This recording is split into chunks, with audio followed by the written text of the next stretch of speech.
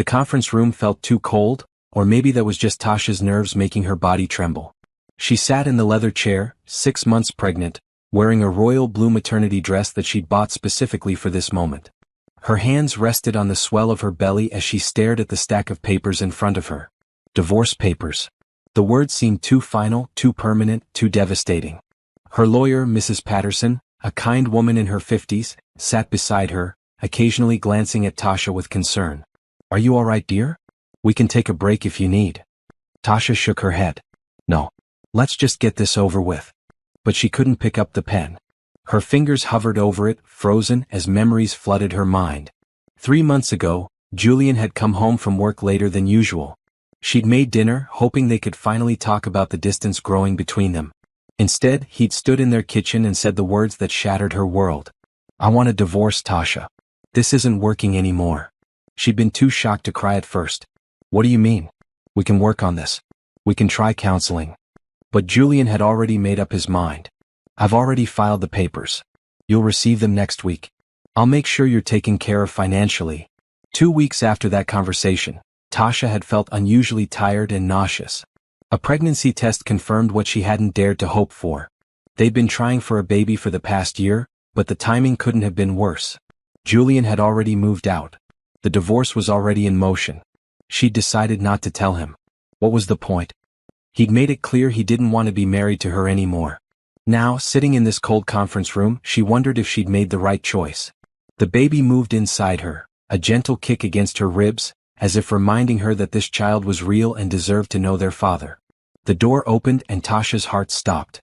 Julian walked in and she watched as his eyes immediately went to her face, then traveled down to her very obvious pregnant belly. His expression froze. His briefcase slipped from his hand and hit the floor with a heavy thud. His lawyer, Mr. Chambers, walked in behind him, talking about some clause in the agreement, but Julian wasn't listening. He was staring at Tasha, his face pale. "Tasha." His voice cracked on her name. She lifted her chin, trying to maintain her composure even though her heart was racing. This wasn't how she'd imagined telling him. She'd planned to wait until after the divorce was final, then maybe send him a message. Now, seeing the shock and confusion on his face, she realized how wrong she'd been to keep this from him. Julian's lawyer, Mr. Chambers, cleared his throat. "Shall we begin? Mr. Bennett, please take a seat so we can proceed with the signing." But Julian didn't move. He kept staring at Tasha, at her belly, at the physical proof of the life they'd created together. "Are you?" "When?" 6 months, Tasha said quietly. "I'm 6 months pregnant." The room fell silent except for the ticking of the clock on the wall. Mrs. Patterson shifted uncomfortably in her seat. Mr. Chambers looked between Julian and Tasha, clearly not knowing how to proceed. Julian finally moved, but instead of sitting at the table he walked toward Tasha. His legs seemed unsteady and he gripped the back of a chair for support. "Is it mine?" The question hung in the air. Tasha felt a flash of anger but she pushed it down. She understood why he had to ask even if it hurt. "Yes. The baby is yours." "Why didn't you tell me?" His voice was barely above a whisper. "You left," Tasha said simply. "You filed for divorce. You made it very clear you didn't want to be married to me anymore. I found out I was pregnant 2 weeks after you moved out. What was I supposed to do? Come running to you with the news when you just told me our marriage was over?" Julian ran his hand through his dark hair, a gesture she recognized from their years together. He did that when he was stressed or overwhelmed. I should have known. You should have told me." "Maybe," Tasha admitted. "But I was hurt and scared and trying to figure out how to do this alone. I have a job lined up at a new school for next year. I found a small apartment I can afford. I have a plan." "A plan?" Julian's voice rose slightly. "Tasha, you're having my child. Our child. You shouldn't have to do this alone." Mr. Chambers interrupted, trying to bring order back to the meeting. "Mr. Bennett, perhaps we should take a recess. This is obviously unexpected news, and we can reconvene when everyone has had time to process." "No," Julian said firmly. "I need to talk to Tasha. Alone. Right now." Mrs. Patterson looked at Tasha. "Is that all right with you?" Tasha nodded slowly. What choice did she have? They needed to talk about this eventually. "Yes, it's fine." The lawyers gathered their papers and left the room, closing the door behind them. The silence that followed was heavy and awkward. Julian pulled out the chair across from Tasha and sat down. He looked different than he had 3 months ago. Thinner maybe. Tired. There were dark circles under his eyes. I can't believe this, he said, shaking his head. All this time, you've been pregnant with our baby and I didn't know. You've been busy, Tasha said, not unkindly. Building your company, closing deals. That's what you wanted. To focus on work without the distraction of a marriage. Julian flinched at her words. I never said you were a distraction. You didn't have to. I felt it every day. Coming home to an empty house. Eating dinner alone. Going to bed alone even when you were there because you were on your laptop working. I became invisible to you, Julian. That's not fair. Isn't it? Tasha placed her hands on her belly, feeling the baby move again. I tried so hard to be understanding. I knew building your company was important. But I needed you too. I needed my husband. And when I finally worked up the courage to ask for more, you left. Julian was quiet for a long moment. When he finally spoke, his voice was rough with emotion. I messed up. I know that now. These past 3 months have been terrible. I threw myself into work even harder, trying not to think about you, about us. But it didn't work. Nothing worked. Tasha looked at him, really looked at him, and saw the truth in his eyes. He did look miserable. But was that enough? Why did you want the divorce if you missed me? Because I'm an idiot, Julian said bluntly. Because I thought I was doing the right thing. You deserved better than what I was giving you, and I didn't know how to fix it. I thought maybe if I let you go, you could find someone who would actually be there for you. That's the dumbest thing I've ever heard, Tasha said, and despite everything, she almost smiled. You don't end a marriage because you think the other person deserves better. You fight for it. You try harder. I know that now. Julian leaned forward, his eyes intense. Tasha, we can't sign those papers. Not now. Not when you're carrying our child. The baby doesn't change anything, Tasha said, even though she knew it changed everything. It changes everything, Julian countered. Please just, let me help you. Let me be part of this. I'll do whatever you need. Better apartment, medical care, anything. Just don't shut me out. Tasha wanted to say no. Part of her wanted to make him hurt the way she'd hurt. But when she looked at his face, she saw genuine fear and hope mixed together. And she remembered what her mother had always told her. Kindness and love should lead even when you're hurting. Okay, she said quietly. You can help. You can be part of this. Julian's shoulders sagged with relief. Thank you. Thank you, Tasha. But we need ground rules, she continued. This doesn't mean we're getting back together. This is about the baby. I understand, Julian said quickly. Whatever you need. Whatever makes you comfortable. Tasha nodded. Then we should probably let the lawyers back in and figure out what to do next. Before she could stand, Julian reached across the table and gently placed his hand over hers. I'm sorry. For everything. For not being the husband you deserved. For missing the first 6 months of this pregnancy. I want to do better. I will do better. Looking into his eyes, Tasha saw sincerity there. Whether it would last, she didn't know. But for now, for the sake of their child, she would give him a chance to prove himself. We'll see, she said softly. Julian squeezed her hand gently before pulling back. They called the lawyers back into the room, and everyone sat down with very different expressions than before. Mr. Chambers looked confused. Mrs. Patterson looked cautiously optimistic. We're putting the divorce on hold, Julian announced. Indefinitely. Mr. Chambers blinked. I see. Well, that's certainly you're right. We'll need to file the appropriate paperwork to pause the proceedings. Do whatever needs to be done, Julian said. He turned to Tasha. When is your next doctor's appointment? Next Tuesday at 2 in the afternoon. I want to be there. If that's okay with you. Tasha hesitated only for a moment. Okay. You can come. As they left the conference room that day, Tasha felt a mix of emotions. Fear, hope, uncertainty, and something else she didn't want to name yet. Maybe Julian really had changed. Maybe he would step up and be the father their baby deserved. Only time would tell. But for now, she'd taken the first step by accepting his help. And maybe, just maybe, that was enough to start healing what had been broken between them. Have you ever had to make a choice that terrified you but felt right in your heart? Tasha just made one of the hardest decisions of her life. If this story is touching your heart, please subscribe to see how their journey continues. What do you think Julian should do next? Drop your thoughts in the comments below. The drive home from the lawyer's office felt surreal. Tasha sat in her modest sedan, hands gripping the steering wheel, trying to process everything that had just happened. Julian had looked genuinely shocked when he saw her pregnant belly. The divorce was on hold. He wanted to be involved. She parked in front of her small apartment building and sat for a moment, watching rain begin to fall on the windshield. Her phone buzzed with a text message. Julian, please text me when you get home so I know you're safe. Tasha stared at the message. This was new. During the last months of their marriage, Julian had rarely checked on her. She'd leave for work in the morning and not hear from him until late at night, if at all. She typed back, just got home. Within seconds he replied, good. Get some rest. I'll see you Tuesday. Tuesday seemed both too far away and too soon. Tasha trudged up the stairs to her second-floor apartment, feeling the weight of the day settling on her shoulders. Inside, she kicked off her shoes and sank onto the worn couch that had come with the furnished rental. Her phone rang and she groaned when she saw it was her best friend, Nicole Parker. She'd been avoiding Nicole's calls all week, knowing she'd have to explain the whole situation. Hello? Girl, where have you been? I've been calling you for days. Nicole's voice was warm but concerned. How did it go today? Did you sign the papers? No, Tasha said quietly. I didn't sign them. There was a pause. What happened? Julian saw that I'm pregnant. He didn't know until today. Nicole gasped. Oh my goodness, Tasha. What did he say? He wants to be involved. He asked to come to my next doctor's appointment. And you said yes? Nicole's tone was cautious. I did. Tasha. Nicole sighed. I just don't want you to get hurt again. You were so devastated when he left. I know, Tasha admitted. But he's the father of my baby. I can't keep him away just because I'm scared. You're a better person than me, Nicole said. I would have made him suffer a little longer. Despite everything, Tasha smiled. Maybe I should have. They talked for a while longer before Tasha finally begged off, exhausted.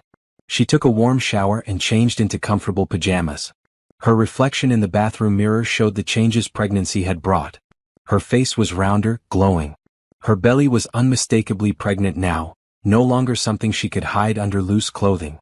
She touched her belly gently. Your daddy knows about you now, little one. I hope I made the right choice. The weekend passed slowly. Tasha spent Saturday cleaning her apartment and Sunday at her mother's house for dinner. Gloria Washington was a strong, graceful woman in her early 50s who had raised Tasha alone after her father died when Tasha was 10. You're glowing, Gloria said as she served homemade stew. How are you feeling? Good. Tired but good. Tasha hesitated. Mama, I need to tell you something. Julian knows about the baby now. Gloria set down her spoon. How did that happen? We had the final meeting to sign the divorce papers. He saw me. And what did he say? He wants to be involved. He's coming to my next appointment. Gloria was quiet for a moment, studying her daughter's face. How do you feel about that? Scared. Hopeful. Confused. All of it. That's normal, Gloria said gently. Just be careful, baby. I don't want to see you hurt again. Everyone keeps saying that, Tasha said with a small smile. I promise I'll be careful. Tuesday arrived faster than Tasha expected. She'd chosen to wear a comfortable green dress that flowed nicely over her belly. When she arrived at the medical building, Julian was already waiting outside. He wore dark slacks and a crisp white shirt, looking every bit the successful businessman he was, except his expression was nervous. Hi, he said as she approached. Hi. Thank you for letting me come. They walked inside together and Tasha checked in at the reception desk. The waiting room was full of other pregnant women at various stages, some with partners, some alone. Julian sat close to her, his knee bouncing anxiously. Are you nervous? Tasha asked. Terrified, he admitted. I don't know what to expect. They'll probably do an ultrasound. You'll get to see the baby. Julian's eyes widened. Really? Before Tasha could respond, a nurse called her name. They followed her back to an exam room where Dr. Kim, Tasha's OB-GYN, was waiting. Dr. Kim was a pleasant Korean-American woman in her 40s with a warm smile. Tasha, good to see you. Dr. Kim's eyes went to Julian. And you've brought someone today. This is Julian, the baby's father, Tasha said. Nice to meet you. Dr. Kim shook Julian's hand. First appointment for you? Yes, ma'am. Well, you're in for a treat. Let's get started. Dr. Kim checked Tasha's blood pressure, measured her belly and listened to the baby's heartbeat. Julian watched everything with wide eyes, particularly when the strong, steady thump of their baby's heartbeat filled the room. That's our baby, he whispered. That's your baby, Dr. Kim confirmed with a smile. Nice and strong. Now, let's do the ultrasound so you can actually see this little one. Tasha lay back on the exam table and lifted her dress to expose her belly. Julian stood beside her, his eyes fixed on the ultrasound screen as Dr. Kim applied gel and began moving the wand. At first, the screen showed grainy black and white shapes that didn't make sense. Then suddenly there he was. Their baby. Fully formed, moving, sucking his thumb. "There's your son," Dr. Kim said. "See his little feet? And there's his hand by his face." Julian made a strangled sound. Tasha turned to look at him and saw tears streaming down his face. He wasn't trying to hide them or wipe them away. He just stood there, crying as he stared at the screen. "That's my son," he said, his voice breaking. "That's really my son. Would you like some pictures?" Dr. Kim asked gently. "Yes, please. As many as possible." After the appointment ended and they walked back to their cars, Julian was still holding the ultrasound photos like they were the most precious things in the world. He looked at Tasha with an expression she hadn't seen in years. "Thank you," he said. "Thank you for letting me be here for this." "You're his father," Tasha said. "You should be here." Julian took a deep breath. "I want to talk about your living situation. That apartment you're in, it's not big enough. The neighborhood isn't safe. Let me find you something better." Tasha's first instinct was to refuse, to insist she could handle it herself. But she thought about her cramped one-bedroom apartment with the leaky faucet and the noisy neighbors. She thought about climbing 2 flights of stairs while pregnant. She thought about bringing a baby home to that small space. "Okay," she said. "That would be helpful." Julian looked surprised that she'd agreed so easily. "Really? You'll let me help?" "Yes. But I want to see the place first before I agree to anything." "Of course. Absolutely." Julian pulled out his phone. "I'll start looking today. Something safe, quiet, with a good nursery room. Nothing too fancy," Tasha warned. "I still want to feel like myself." "I understand. Trust me, Tasha. I'm going to do this right." As Tasha drove away, she glanced in her rearview mirror and saw Julian still standing in the parking lot, looking at the ultrasound pictures. Maybe people really could change. Maybe this time would be different. She just had to be brave enough to find out. 3 days after the ultrasound appointment, Julian called Tasha with news. "I found a place. Can I pick you up and show it to you? Now, if you're free. I think you'll really like it."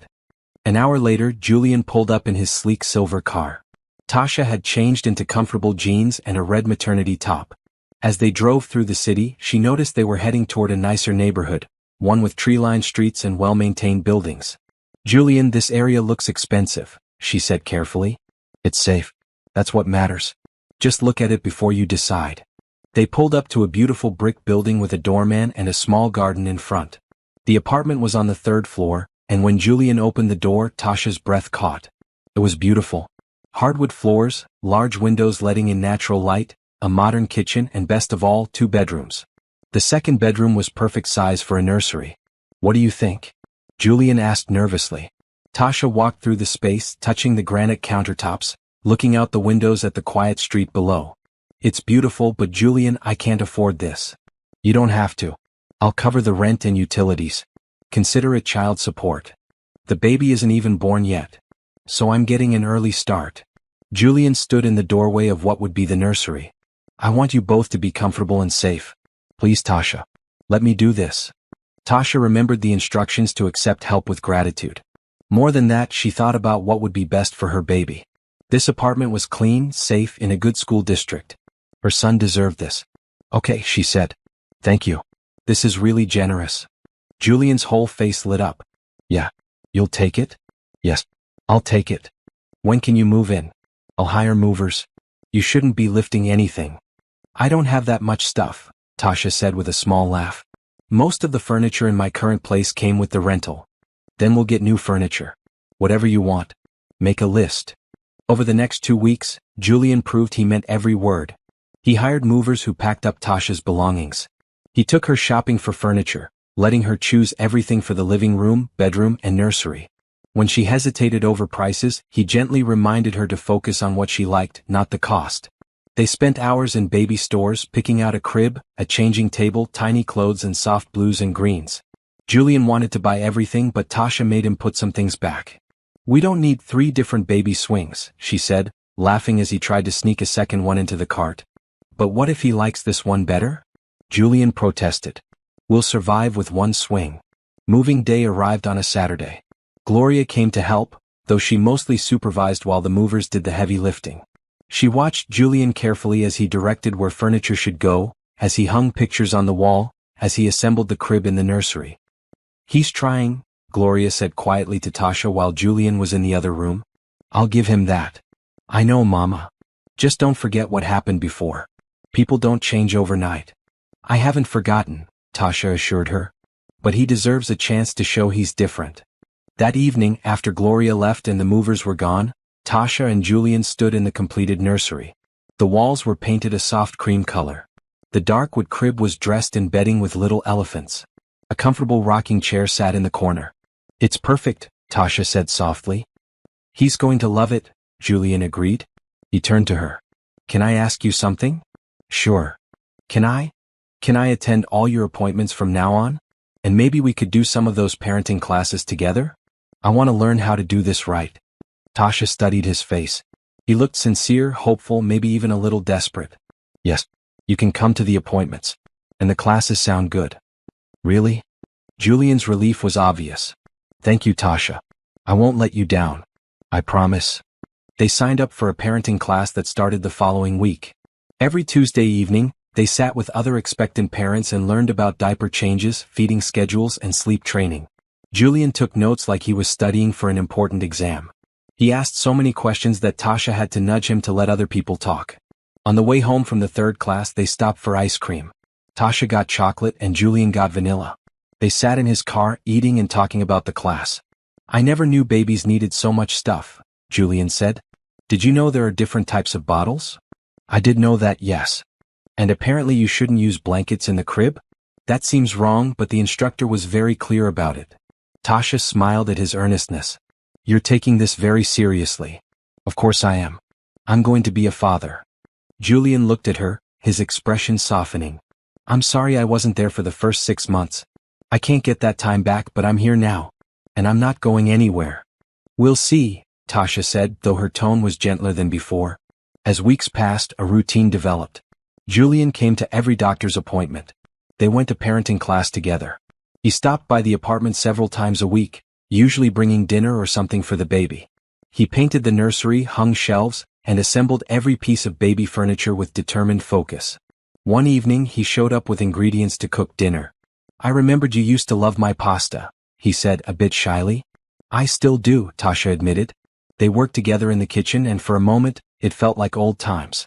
Before the distance, before the loneliness, before everything fell apart. Julian told her about a new project at his company, and Tasha shared stories about her plans for the new school year.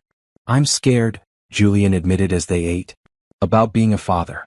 What if I mess it up?" "Everyone's scared," Tasha said. "I'm terrified too. But we'll figure it out together." "Together," Julian repeated, and something in his eyes made Tasha's heart skip. Later, as Julian was leaving, he paused at the door. "Tasha, I know I hurt you. I know I was a terrible husband. But I'm trying to be better. Not just for the baby, but because I want to be the man you deserved all along." "Keep trying," Tasha said softly. "That's all anyone can do." After he left, Tasha stood in the nursery, one hand on her belly. The baby kicked, strong and active. "Your daddy's trying, little one," she whispered. "I think maybe we should give him a real chance." For the first time in months, hope bloomed in her chest. Maybe, just maybe, they could find their way back to each other. Not to the broken marriage they'd had before, but to something new. Something stronger. All they needed was time, patience, and the willingness to try. At 28 weeks pregnant, Tasha woke one morning to find her ankles swollen and her back aching. She texted Julian, mostly just to complain, not expecting anything. 20 minutes later, he showed up at her door with a footstool and heating pad. "What are you doing here?" she asked, surprised. "You said you were uncomfortable. I wanted to help." He held up the items like offerings. "Can I come in?" She stepped aside, and Julian immediately set up the footstool by the couch, then helped her sit down. He positioned her feet on the stool and went to get pillows for her back. "Julian, you didn't have to come over. You probably have work." "Work can wait. You're carrying my son. That's more important than any meeting." Tasha studied him as he fussed around her apartment. The old Julian would never have skipped work for something like this. The old Julian barely noticed when she was sick with the flu for a week. This version of her ex-husband was different, attentive in ways he'd never been before. "Are you hungry?" he asked. "I could make breakfast. I haven't been to the grocery store yet this week." "Then I'll go get food." "What sounds good?" "You really don't have to do all this." Julian knelt beside the couch, his eyes serious. Yes, I do. Please let me take care of you. Both of you. Something in Tasha's chest softened. Pancakes sound good. And maybe some fruit. Julian smiled, that genuine smile that used to make her heart flutter years ago. Pancakes and fruit. I'll be back in 30 minutes. He returned with groceries and cooked while Tasha rested. Soon the apartment smelled like vanilla and butter. Julian brought her a plate piled with fluffy pancakes, fresh strawberries and whipped cream. This looks amazing, she said. I've been practicing. He sat beside her with his own plate. I realized I never cooked for you during our marriage. I want to make up for that. They ate together and Tasha found herself relaxing. They talked about baby names. Julian liked traditional names, while Tasha preferred something unique but not too unusual. What about Isaiah? Julian suggested. It means salvation, or God is salvation. Isaiah Bennett. Tasha tested the name. I actually really like that. Yeah. Julian's face brightened. Isaiah it is then. After breakfast, Julian insisted on cleaning the kitchen while Tasha rested. Then he sat on the floor and rubbed her swollen feet, something he'd never done even once during their marriage. Does this help? He asked. It helps a lot. Tasha closed her eyes, trying not to think too hard about how natural this felt. Thank you. I should be thanking you. You're growing our son. You're doing all the hard work. It's not a competition. I know. But I want you to know I see how hard this is. I appreciate everything you're doing. Over the following weeks, Julian became a constant presence in Tasha's life. He fixed things around her apartment. He came to every appointment, even the short ones that barely lasted 10 minutes. He attended the parenting classes and actually implemented what they learned, practicing diaper changes on a doll with serious concentration. One Saturday he suggested they go shopping for the rest of the nursery items. They walked through the baby store, Julian pushing the cart while Tasha consulted her list. Other shoppers probably assumed they were a happy couple preparing for their first child. The thought made Tasha's heart ache a little. What about this mobile? Julian held up one with little animals. Or this one with stars? The stars, Tasha decided. I like that it glows in the dark. They picked out sheets, towels, a hamper and countless tiny outfits that Julian insisted Isaiah would need. At one point, Tasha had to physically stop him from buying a miniature leather jacket. He's going to be an infant, not a tiny motorcycle enthusiast, she said, laughing. But it's so cute. Put it back. Julian pouted but obeyed. Watching him, Tasha felt warmth spread through her chest. This playful, engaged version of Julian was the man she'd fallen in love with years ago. The man who'd stayed up all night with her talking about their dreams. The man who'd once surprised her with a homemade dinner after a hard day. Somewhere along the way that man had disappeared. But maybe he'd been there all along, just buried under stress and work and poor priorities. What are you thinking about? Julian asked, catching her staring. Just that you seem different. Happier. I am happier. Julian's expression turned serious. These past months with you, getting ready for Isaiah, it's reminded me what really matters. I lost sight of that before. I got so caught up in building the company that I forgot why I was doing it in the first place. Why were you doing it? To build a future. For us. For the family we'd have someday. He laughed without humor. But I was so busy building that future that I destroyed our present. That was stupid. They checked out and loaded everything into Julian's car. As they drove back to Tasha's apartment, Julian cleared his throat. I've been thinking.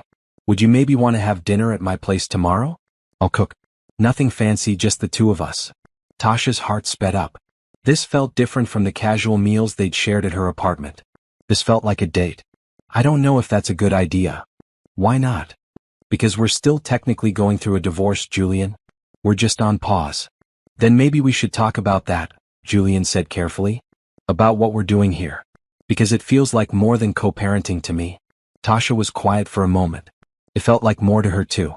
Every time Julian smiled at her, every gentle touch, every thoughtful gesture, it felt like they were rebuilding something. But she was scared. Scared of getting hurt again. Scared of falling back into old patterns. I need time, she finally said. I'm not ready to make big decisions yet. Okay, Julian agreed quickly. No pressure. But dinner? As friends? Can we do that? As friends, Tasha confirmed. Okay, I'll come to dinner. The next evening, Tasha dressed in a comfortable maroon maternity dress and drove to Julian's penthouse. She hadn't been there since before the separation and walking in felt strange. The place looked different. less sterile. There were actual decorations now, photos on the walls, a throw blanket on the couch. You redecorated, she said. A little. The place felt empty before. Julian took her coat. Come on, dinner's almost ready. He'd made chicken parmesan with a side salad, one of her favorite meals. They ate at his dining table, which was set with actual placemats and candles. This is nice, Tasha said. Really nice. I wanted it to be special. Julian refilled her water glass. Tasha, can I be honest with you about something? Of course. I don't want the divorce. I haven't wanted it for a while now. I made a terrible mistake when I filed those papers. I was overwhelmed and stupid, and I threw away the best thing in my life. Tasha set down her fork. Julian, just let me finish, please. He took a deep breath.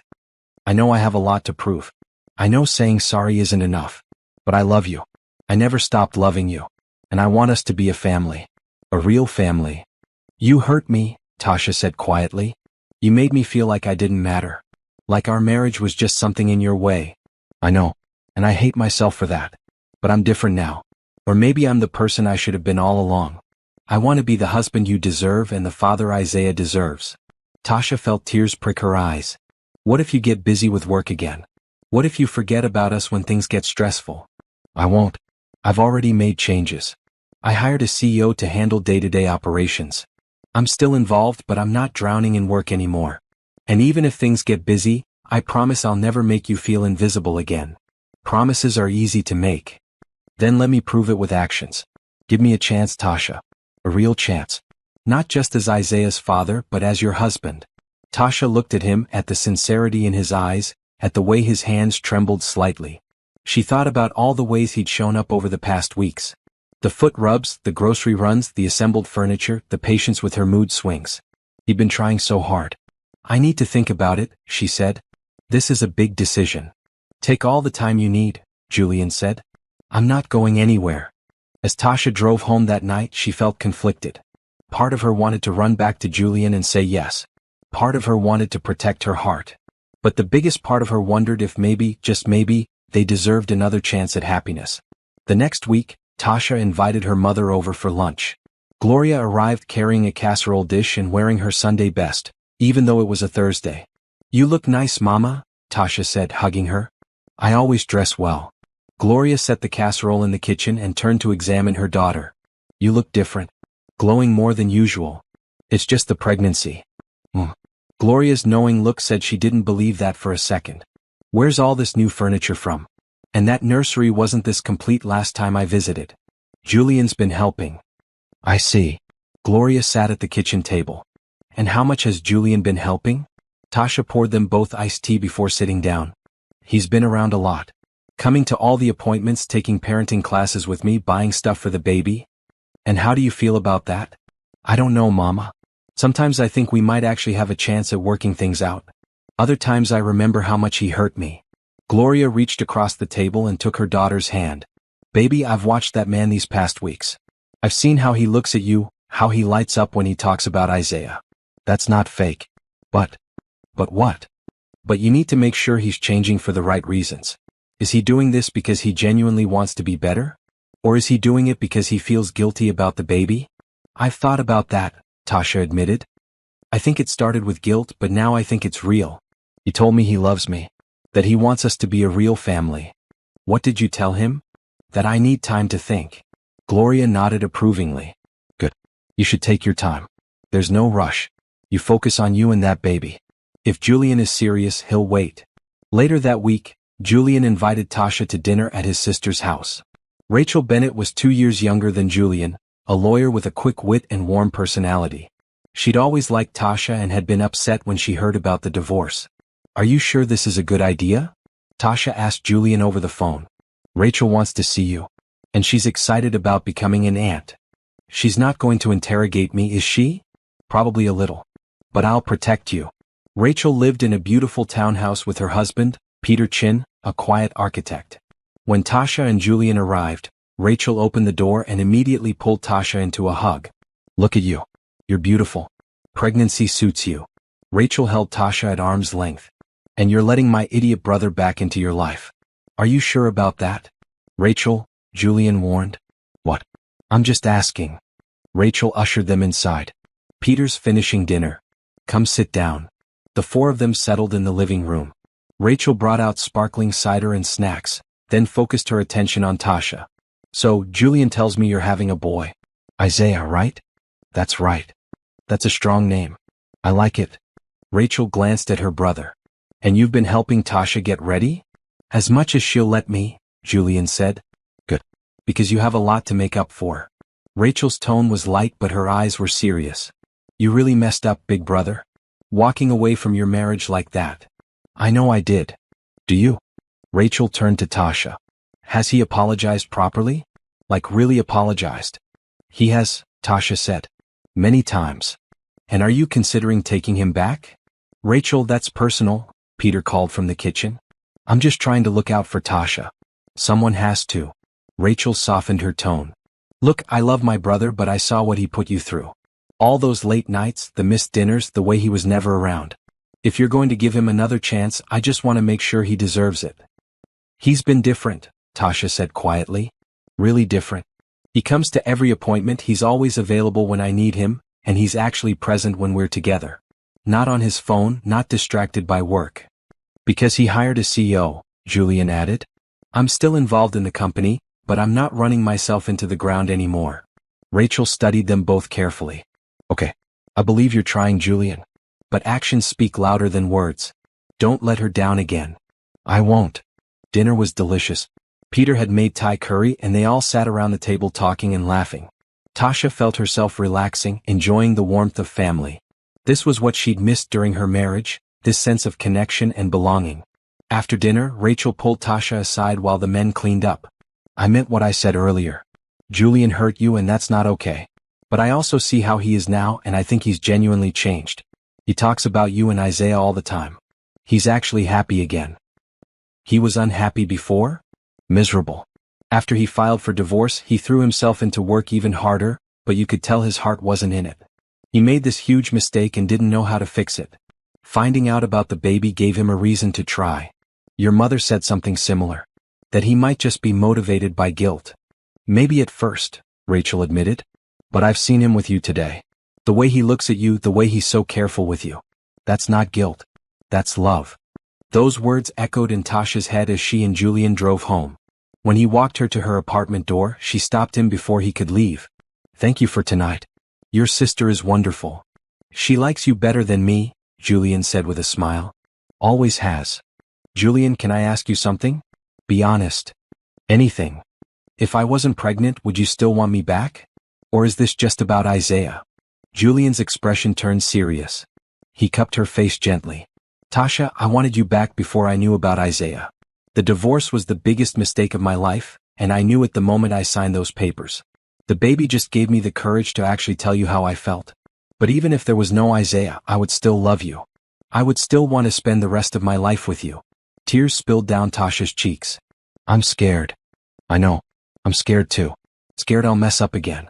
Scared you'll realize you're better off without me. But I'm willing to risk it if you are. Tasha thought about everything that had happened. The pain of their separation, the loneliness, the hurt. But she also thought about the past weeks. The laughter, the shared meals, the way Julian had been there for every moment. The way he looked at her like she was the most important person in his world. Maybe love wasn't about never getting hurt. Maybe it was about choosing to trust again even when you were scared. Maybe it was about giving people room to grow and change. Okay, she whispered. Okay, what? Okay, let's try. For real this time. Not just for Isaiah but for us. Julian's face transformed with joy. He pulled her into a gentle hug, mindful of her belly. Thank you. Thank you for giving me another chance. I promise I won't waste it. As Tasha fell asleep that night, one hand on her belly, she felt peace settle over her. She'd made her choice. Now they just had to see if they could build something beautiful from the broken pieces of their past. The next morning, Tasha woke to find a text from Julian. Good morning. How are my two favorite people today? She smiled and replied, hungry. And your son is doing gymnastics. Minutes later he called. I'll bring breakfast. Eggs and toast. Perfect. This became their new routine. Julian would bring breakfast several times a week, or they'd meet for lunch, or he'd come over after work to cook dinner. They were dating again but it felt different from before. More intentional. More present. The parenting class continued every Tuesday evening. They learned about safe sleep practices, how to soothe a crying baby, and what to do in emergencies. Julian took copious notes, often asking to stay after class to ask the instructor additional questions. "You're the teacher's pet," Tasha teased him as they walked to the car after one session. "I just want to be prepared. What if Isaiah chokes? What if he has a fever? What if?" "We'll figure it out together," Tasha assured him. "No one knows everything about being a parent. We'll learn as we go." "But what if I'm terrible at it?" Tasha stopped walking and turned to face him. "Julian, you're going to be a wonderful father. You care so much already and he's not even born yet. That's the most important thing." "You really think so?" "I know so." Julian pulled her close, or as close as her belly would allow. "What did I do to deserve you?" "You're still working on deserving me," Tasha said with a smile. "But you're getting there." One Saturday they decided to take a walk in the park. It was a beautiful spring day, sunny and warm. Tasha wore a comfortable green sundress, and Julian held her hand as they strolled along the path. Other couples passed them, some with dogs, some with strollers. Soon that would be them. "I've been thinking," Julian said as they sat on a bench by the pond. "After Isaiah is born, I'd like us to move in together. All three of us." "Julian, just hear me out. We're building a family. It makes sense for us to live together. And I want to be there for the middle of the night feedings, the diaper changes, all of it. I don't want to miss anything." Tasha had thought about this too. The idea of bringing Isaiah home to her apartment and doing it all alone was daunting. Having Julian there would make everything easier. But it also felt like a big step. "Where would we live? Your penthouse or my apartment? Wherever you're comfortable. We could find a new place together if you want. Something that feels like ours, not mine or yours." "I'll think about it," Tasha said. "Let me get used to us being together again first." "Fair enough." They continued their walk and Julian told her about his work. He'd been mentoring some younger employees, helping them develop their skills and advance in the company. He seemed genuinely happy about it, more fulfilled than when he'd been grinding away at the CEO role. "You seem lighter," Tasha observed. "Less stressed." "I am. Delegating was the best decision I ever made. Well, second best. The first best was convincing you to give me another chance. You're cheesy. You love it." And she did. This version of Julian, the one who made time for her, who showed his emotions, who wasn't afraid to be vulnerable, was the man she'd always known he could be. That evening, Julian cooked dinner at Tasha's apartment. They'd fallen into this easy rhythm of domesticity. He'd learned which spatula she preferred, where she kept the good knives, how she liked her vegetables cut. It felt natural, like they'd been doing this together forever instead of rebuilding something broken. After dinner they settled on the couch to watch a movie. Tasha's feet were in Julian's lap, and he rubbed them absently as they watched. Isaiah was active tonight, kicking and rolling. Julian's hand moved to her belly, feeling the movements. "That's so amazing," he said softly. "He's so strong. He takes after his father." Julian looked at her, his eyes soft. "I love you, Tasha. I know I've said it before, but I need you to know I mean it. You're everything to me." "I love you too," Tasha said and realized she meant it fully. She'd forgiven him. Not because what he did was okay, but because people deserved grace when they were truly trying to change. "I'm glad we found our way back to each other." Julian leaned forward and kissed her forehead. "Me too." The weeks continued to pass in this gentle, happy way. They attended another ultrasound where Isaiah's face was more visible, and Julian cried again at seeing his son. They assembled the last pieces of nursery furniture together. They took another childbirth preparation class. One day Julian's business partner, Thomas Green, stopped by while Julian was at Tasha's apartment. Thomas was a tall man in his 40s with graying hair and a perpetually serious expression. "So this is where you've been hiding," Thomas said when Tasha opened the door. "Thomas, this is Tasha, my wife," Julian said, coming to stand beside her. "Tasha, this is Thomas." "Nice to finally meet you," Thomas said, shaking her hand. His eyes went to her belly. "And congratulations." "Thank you." Thomas and Julian talked business for a few minutes before Thomas got to his real purpose. "The San Francisco deal needs your attention. They specifically asked for you." "I'll handle it remotely," Julian said. "I'm not traveling right now." "Julian, this is a multi-million-dollar contract. You need to be there in person." "Then they'll have to wait until after the baby is born." Thomas looked frustrated. "You've changed, Bennett. You used to live for deals like this." "I still care about the business. But my family comes first now." After Thomas left, Tasha touched Julian's arm. You don't have to turn down important work because of me. It's not just because of you. It's because I finally have my priorities straight. Julian kissed her hand. Thomas will get over it. The company will survive. But I only get one chance to be here for Isaiah's birth, and I'm not missing it. Tasha felt warmth spread through her chest. This was what she'd needed all along. Not for Julian to quit working, but for him to understand that some things were more important than business. That she and their family deserved his time and attention too. I'm proud of you, she said. For turning down a business trip? For choosing us. Julian pulled her into a hug. I'll always choose us. Always. As they stood there, holding each other in the late afternoon light, Tasha felt complete in a way she hadn't in years. They still had challenges ahead.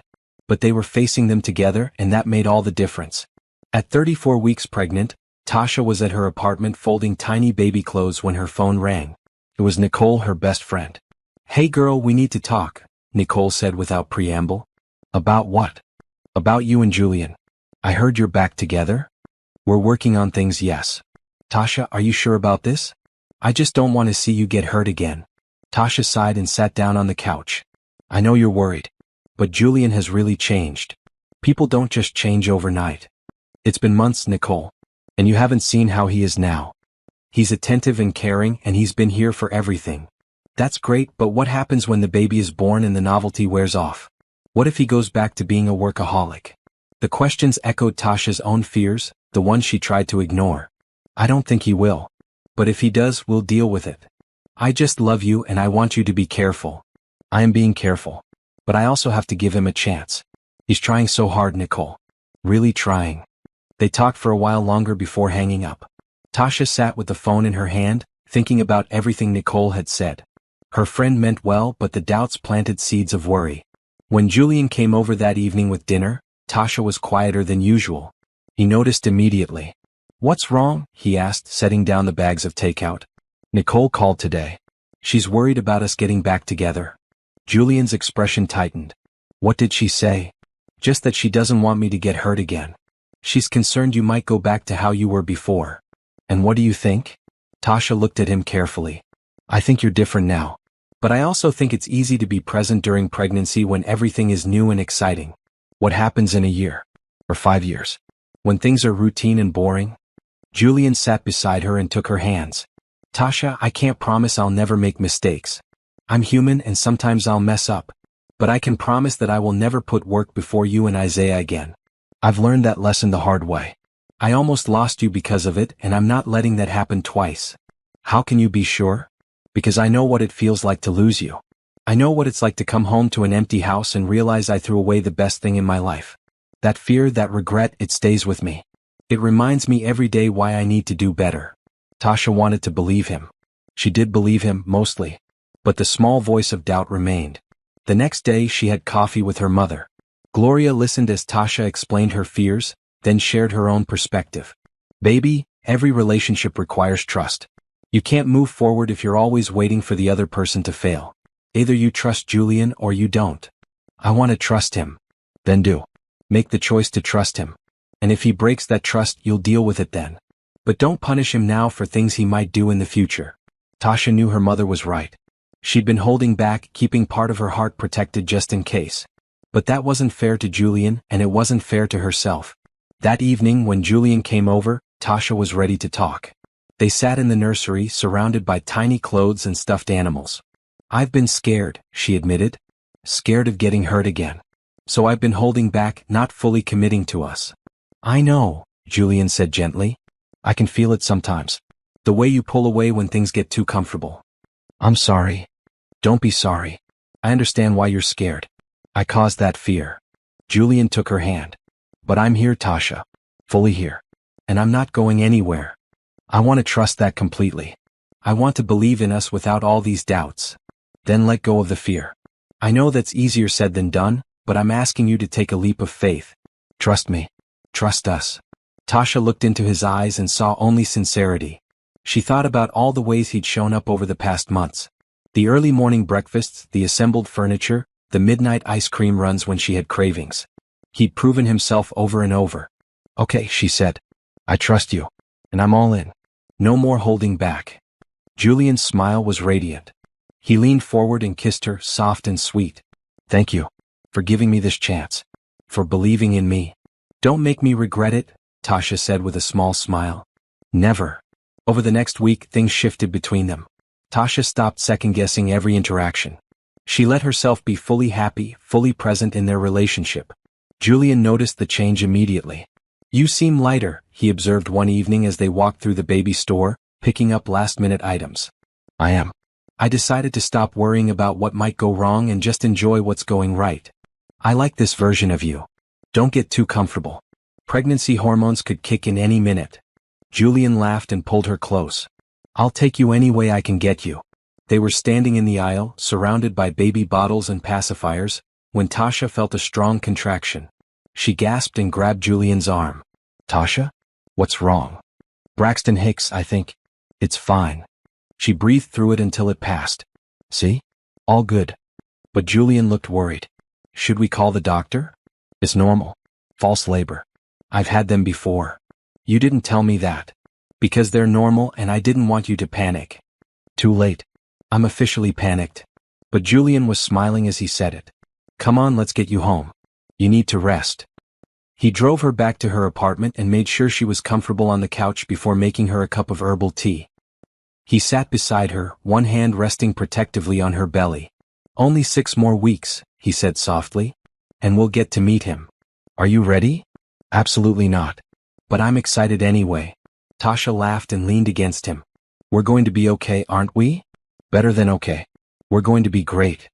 And sitting there, feeling their baby move between them, Tasha believed it. They'd been through pain and separation, but they'd found their way back. They were stronger now, more aware of what mattered. Whatever challenges lay ahead, they would face them together. That was more than enough. At 36 weeks pregnant, Tasha could barely see her feet anymore. She waddled more than walked, and getting comfortable at night required at least 6 pillows arranged in strategic positions. Julian found all of this adorable, which annoyed Tasha even as it made her smile. You're glowing, he said one morning as they ate breakfast together. I'm sweating. That's not the same thing. Beautiful sweat. You're ridiculous. But she was smiling. Julian had started staying over more often, sleeping on the couch so he could be nearby in case Tasha needed anything. Most mornings she'd wake to find him already up, making breakfast and getting ready for the day. It felt domestic and right in ways that made her heart happy. One evening as they sat on the couch watching television, Julian cleared his throat nervously. Tasha, I want to ask you something. And you can say no if you're not ready. That's a concerning way to start a conversation. I want you and Isaiah to move in with me, or we can find a new place together. But I want us to live as a family. I don't want to miss bedtimes or morning routines because I'm driving across town. Tasha had been thinking about this too. The logistics of co-parenting from separate homes seemed complicated. And if she was honest, she wanted to live with Julian. She wanted to wake up next to him every morning and fall asleep beside him every night. Where would we live? Wherever you want. My penthouse, your apartment, a new house. I don't care about the location. I just want to be with you both. Your penthouse is bigger, Tasha said practically. And it has that extra room we could use for a playroom when Isaiah gets older. Julian's face lit up. So you're saying yes? I'm saying yes. But slowly. Let me keep this apartment for a few more months just in case. I want to make sure we're really ready for this. Fair enough. We'll do it your way. They spent the next week moving some of Tasha's things to Julian's penthouse. He cleared out closet space, rearranged his kitchen to accommodate her cooking supplies, and made sure the second bedroom was fully set up as a nursery. Rachel came to help, along with Gloria, and they all worked together to create a space that felt like home. This is nice, Gloria said, looking around the penthouse.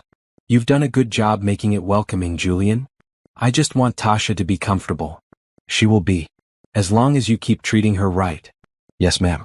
That's the plan. Tasha watched the exchange with amusement. Her mother had warmed considerably to Julian over the past months, but she still maintained her protective edge.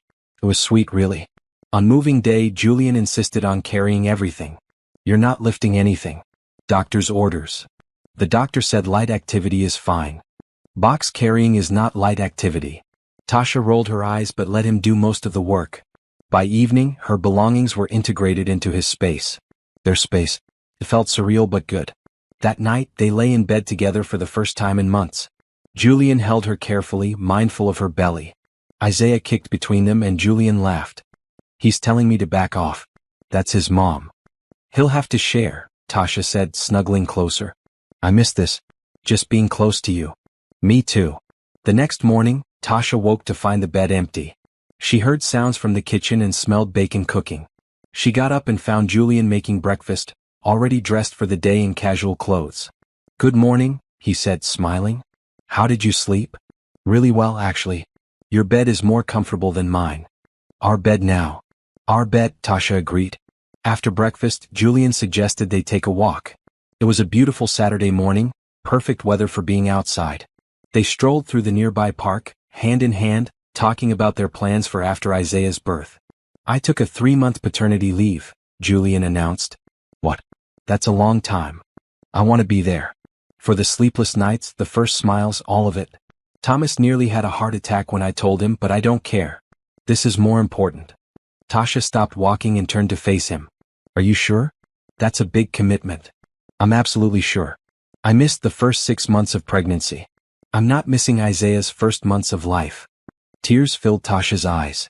Pregnancy hormones, she said, waving her hand. Don't mind me. Julian pulled her close. I love you so much. Both of you. We love you too. Later that week, they had their final prenatal appointment before Tasha's due date. Dr. Kim examined her and smiled. Everything looks great. Baby's in position, heartbeat is strong. You're all set. Now we just wait for Isaiah to decide he's ready. How will I know when I'm in labor? Tasha asked. What if I can't tell the difference between Braxton Hicks and real contractions? Trust me, you'll know. Real labor contractions are consistent and get progressively stronger. If you're unsure, you can always call the office or come in to be checked. Julian asked about a dozen questions, taking notes like always. Dr. Kim answered each one patiently, clearly amused by his thoroughness. You're going to be a great dad, she told him. Any baby would be lucky to have a father this involved. On the way home, Julian held Tasha's hand tightly. This is really happening. In a few weeks, we're going to be parents. Are you scared? Terrified, but also excited. We're going to be good at this, right? We'll figure it out together, Tasha assured him. That evening, Julian surprised her with a date night at home. He'd ordered food from her favorite restaurant and set up the dining table with candles and flowers. Soft music played in the background. What's all this for? Tasha asked. Because I wanted to do something special for you. And because I have something to say. Julian pulled out a small box from his pocket and Tasha's breath caught. He opened it to reveal a beautiful ring, simple but elegant. Tasha Washington, you are the love of my life. You've given me grace when I didn't deserve it and a second chance when I'd already blown the first one. I want to spend the rest of my life making you happy and being the husband you deserve. Will you marry me? Again? Tasha's hands trembled as she looked at the ring, then at Julian's hopeful face. We're already married. Technically. But those papers are still sitting at the lawyer's office, waiting to be finalized one way or the other. I want to withdraw them officially. I want to start fresh. Will you let me? Yes, Tasha whispered. Yes, I'll marry you again. Julian slipped the ring onto her finger and they both started laughing through their tears. He pulled her up from her chair and kissed her thoroughly, one hand cupping her face, the other resting on her belly. Thank you, he murmured against her lips. Thank you for choosing me. Thank you for being worth choosing. They spent the rest of the evening planning a simple renewal ceremony for after Isaiah was born. Nothing fancy, just close family and friends.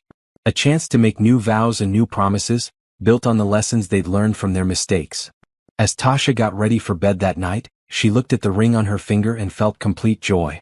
They'd been through so much, but it had led them here. To this moment.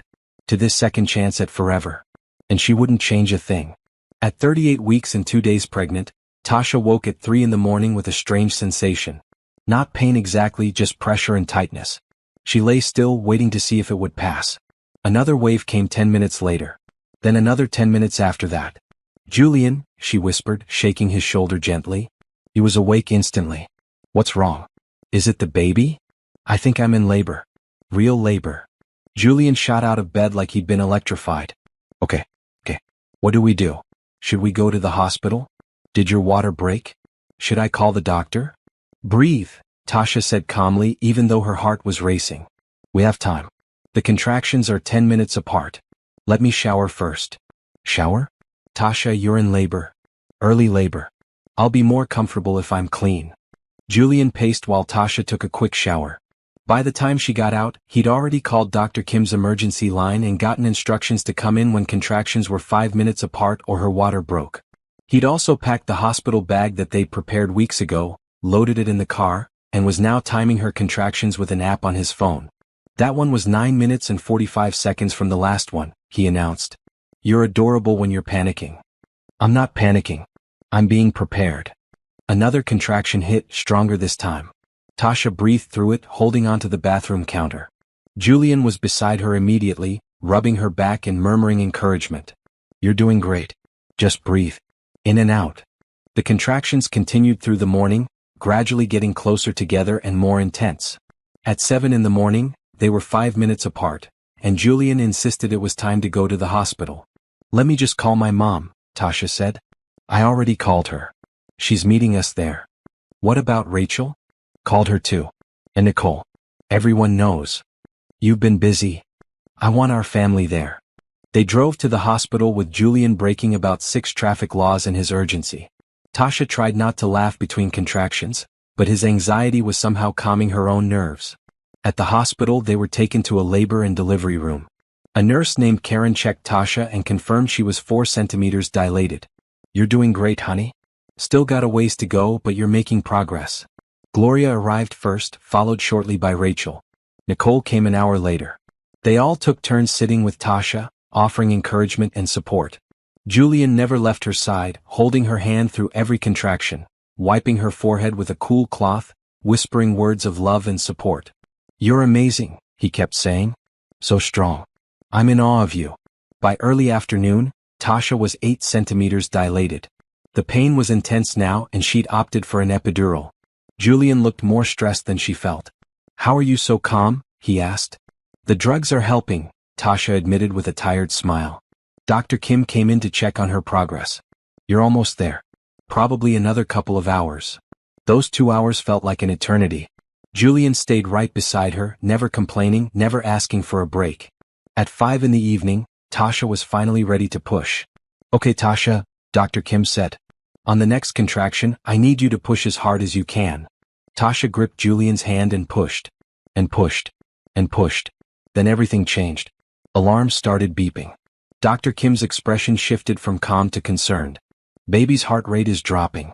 We need to get him out now. More medical staff rushed in. Someone said something about the umbilical cord. Tasha felt panic rising in her chest. What's happening? Julian demanded. Is he okay? We're monitoring him, Dr. Kim said, focused on her work. Tasha, I need you to push again. Hard as you can. Tasha pushed with everything she had. She felt Julian's hand tight in hers, heard him praying under his breath. The room was chaos, nurses moving quickly, machines beeping urgently. One more push, Dr. Kim commanded. Give me everything you've got. Tasha bore down, pushed with every ounce of strength left in her body. She felt a sudden release and then silence. Terrible, awful silence. No baby cry. Just the sound of the medical team working frantically. Julian? Tasha's voice cracked. He's going to be okay, Julian said, but his voice shook. He has to be okay. Dr. Kim was working over the baby, doing things Tasha couldn't see from her position. Seconds felt like hours. The silence stretched unbearably. Then finally a cry. Weak at first, then stronger. The most beautiful sound Tasha had ever heard. There he is, Dr. Kim said, relief clear in her voice. There's our fighter. They brought Isaiah to Tasha and she cradled him against her chest. He was perfect. 10 tiny fingers, 10 tiny toes, a head full of dark hair. His eyes squinted open and he looked right at her. Hi, baby, Tasha whispered, tears streaming down her face. Hi, Isaiah. Julian was crying too, openly and unashamedly. He touched Isaiah's tiny hand and the baby gripped his finger. He's so small. He's so perfect. He had some trouble with the cord, Dr. Kim explained, but he's strong and healthy. His color is good, breathing is good. He's going to be just fine. The relief was overwhelming. Tasha held Isaiah close, feeling his warmth, his weight, the reality of him. He was here. He was healthy. Their son. Julian leaned down and kissed Tasha's forehead, then Isaiah's. You did it. You brought our son into the world. We did it, Tasha corrected.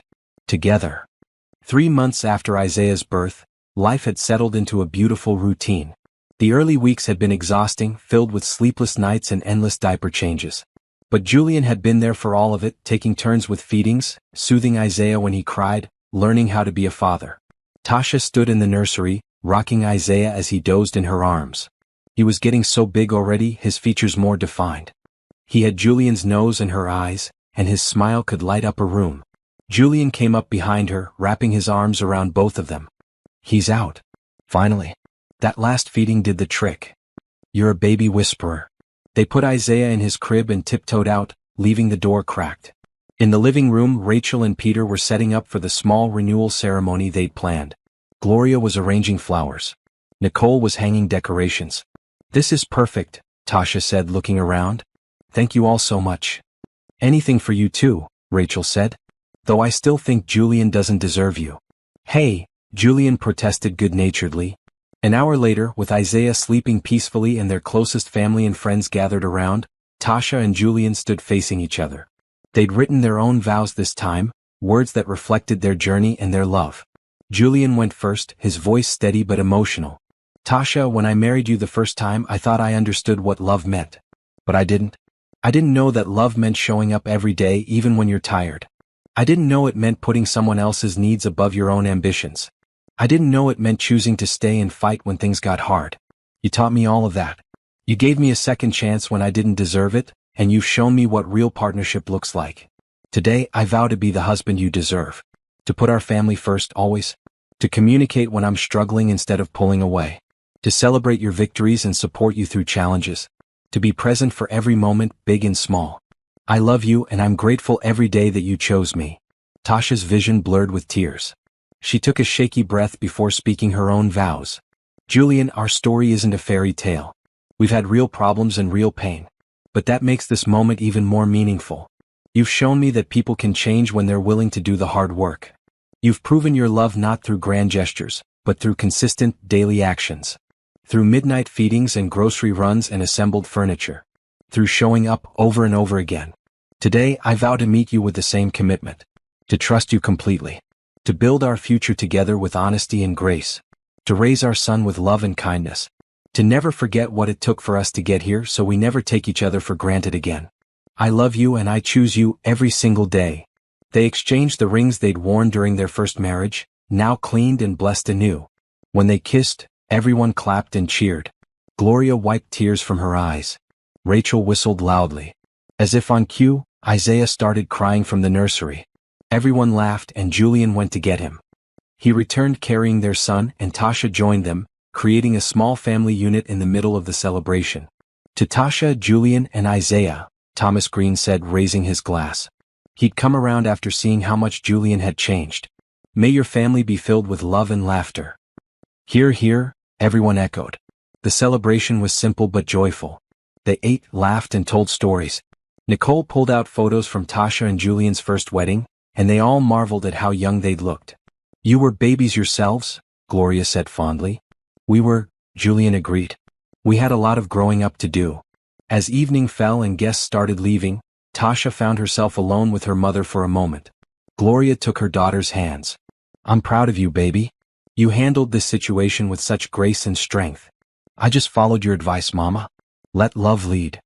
And look where it brought you." Gloria glanced at Julian, who was showing Isaiah to Peter and Rachel. "He's a good man now. A good father. You made the right choice giving him another chance." After everyone left, Julian, Tasha, and Isaiah settled in for the night. Isaiah was fed and changed, sleeping peacefully in his bassinet beside their bed. Julian and Tasha lay together, exhausted but happy. "We did it," Julian said softly. "We actually made it work." "We did. It wasn't easy." "No. But it was worth it." Julian propped himself up on one elbow, looking down at her. "Every day with you and Isaiah is a gift. I know I almost threw it all away, but I promise you, Tasha, I will never take this for granted. I know you won't. You've proven that. I'm going to spend the rest of my life making you happy. You already do." They lay in comfortable silence for a while, listening to Isaiah's soft breathing. This was everything Tasha had dreamed of during those lonely months when their marriage was falling apart. Family. Love. Partnership. Second chances. "What are you thinking about?" Julian asked. Just how far we've come. How different things could have been. But they're not. We're here together. That's what matters. Julian's phone buzzed on the nightstand. He ignored it. Tasha smiled. The old Julian would have checked it immediately, even at 11 at night. Aren't you going to see who that is? Nope. Family time. Unless it's an actual emergency, it can wait until morning. I love you, Tasha said. I love you too. Both of you. Julian reached over and gently touched Isaiah's sleeping form. My whole world is right here in this room. 6 months later, Tasha returned to teaching part-time. She'd been nervous about leaving Isaiah, but Julian had restructured his schedule to work from home 3 days a week so he could be with their son. They'd hired a wonderful nanny for the other 2 days. Their life had found a rhythm. Mornings were chaotic but happy, filled with baby giggles and coffee spills. Evenings were family dinners and bath time routines. Weekends were trips to the park and visits with family. Julian never worked late anymore. He came home for dinner every night, played with Isaiah before bedtime, and helped with the nighttime routine. He was present in ways Tasha had once only dreamed about. One evening, after putting Isaiah to bed, they sat on the couch together. Isaiah was almost a year old now, walking and babbling and getting into everything. Remember when we were signing divorce papers? Julian said suddenly. How could I forget? I think about that day a lot. How close I came to losing you both. Julian pulled her closer. That was the worst and best day of my life. Worst because I saw how much I'd hurt you. Best because it gave me a chance to fix everything. Everything happens for a reason, Tasha said. Maybe we needed to fall apart to learn how to come back together properly. Maybe. But I wish I'd done it right the first time. We're doing it right now. That's what matters.